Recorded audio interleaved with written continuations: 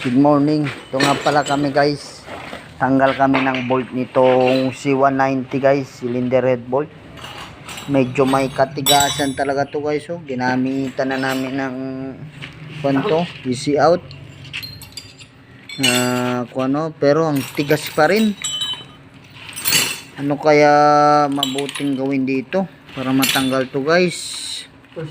Just comment down below guys para may idea din kami. Mga kaibigan ko, mga mekaniko dyan, ano kaya pwede nating gawin dito? Balak ko sana to guys, dali na lang sa machine shop kasi medyo may katigasan din talaga tong bolt na to. So, dito kami ni Bro Richard. Ang tigas talaga guys. So, sobrang tigas. Ano kaya pwedeng ikuan dito? Sobrang tigas.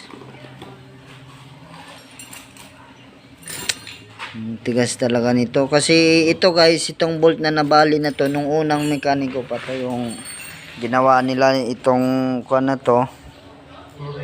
Yung mga mekaniko, yung unang mekaniko, yung gumawa dito is nabali nila itong isang bolt. Pinugos-pugos siguro nila to guys, kaya ito na balik, nagkebrenting.